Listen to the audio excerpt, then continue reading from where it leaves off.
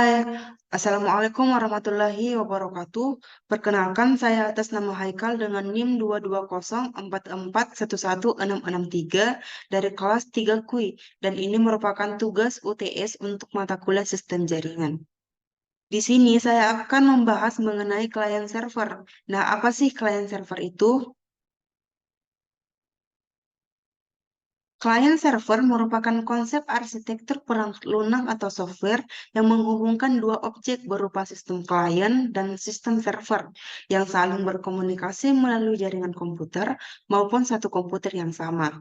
Server akan menyediakan pengelolaan aplikasi, data, dan keamanan data klien. Adapun fungsi dari client server pada dasarnya untuk penghematan bandwidth serta kinerja yang menggunakan peran server sebagai penyimpanan seluruh data yang digunakan oleh klien.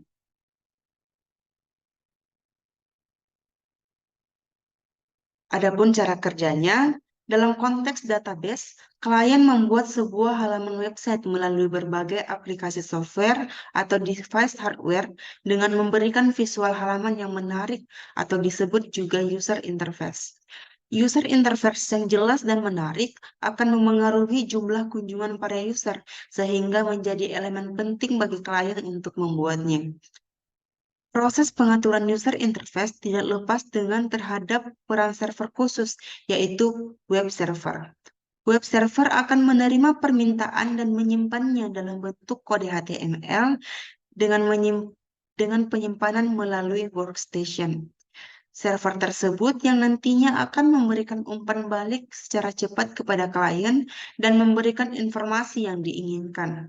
Setelah klien menerima permintaan user, selanjutnya klien akan memeriksa sintaks atau bahasa komputer melalui pemrograman dan menghasilkan database yang dibutuhkan dalam bentuk SQL atau bahasa lainnya Structured Query Language.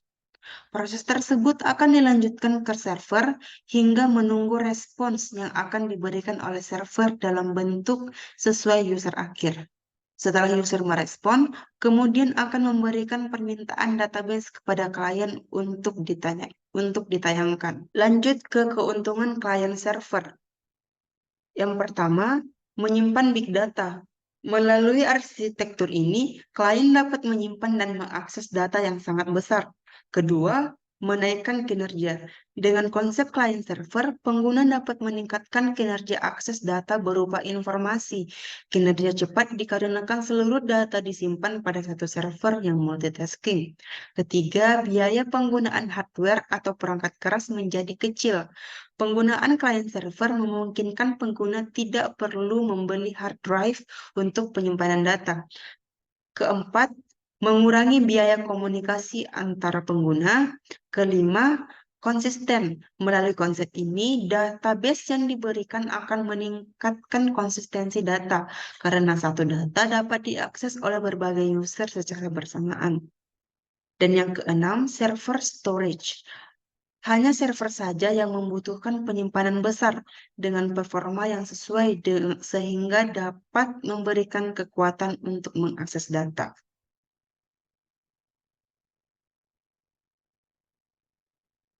Lanjut kita ke kekurangan dari client server.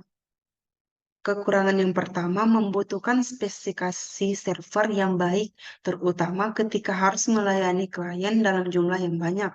Kedua, maintain server merupakan hal yang mutlak, di mana server harus 24 jam non-stop bekerja. Dan yang ketiga, ketika terjadi kerusakan pada server, maka seluruh koneksi jaringan akan mati. Nah, kita lanjut ke macam-macam arsitektur client server. Yang pertama ada one tier atau standalone, merupakan pemrosesan jenis arsitektur yang dilakukan melalui mainframe. Seluruh kode yang berkaitan dengan aplikasi ditempatkan dan berjalan pada host. Pada one tier, pemrosesan dilakukan secara berpusat dengan mesin tunggal atau disebut juga berbasis host. Yang kedua, two tier atau client server. Pemrosesan pada two-tier terjadi pada klien dan server. Aplikasi ini menghubungkan satu server ke banyak klien dengan sebuah jaringan. Aplikasi ini dapat ditempatkan dengan jarak komputer klien dan server jarak jauh. Prosesnya melalui klien membuat permintaan, kemudian server memberikan kepada klien. Ketiga, three-tier.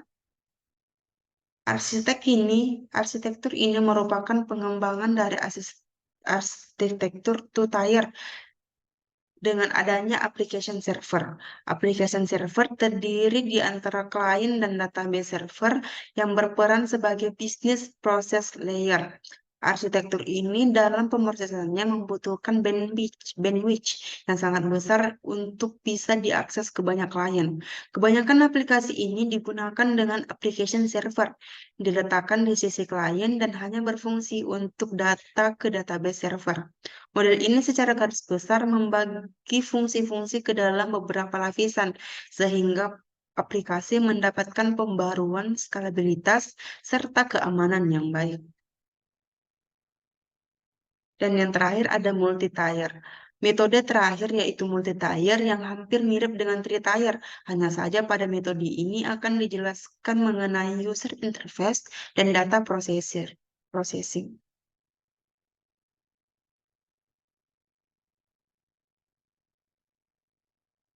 Lanjut ke implementasi jaringan client server. Ada beberapa hal yang perlu diperhatikan dalam implementasi jaringan client server. Di antaranya, pemilihan perangkat server, pemilihan perangkat klien, pemilihan topologi, konfigurasi jaringan, instalasi software dan aplikasi, dan pengaturan keamanan. Contoh jaringan klien server dapat ditemukan di berbagai lingkungan, seperti di kantor, sekolah, atau rumah. Contoh jaringan klien server yang paling umum adalah jaringan komputer yang digunakan di kantor. Dalam jaringan ini, server digunakan sebagai pusat pengendali yang menyediakan layanan dan informasi yang diminta oleh klien seperti data, printer, dan aplikasi. Adapun contoh aplikasi yang menggunakan client server, contohnya seperti FileZilla, WinSCP, dan VMware Server, dan masih banyak lagi. Sekian dari saya. Wassalamualaikum warahmatullahi wabarakatuh.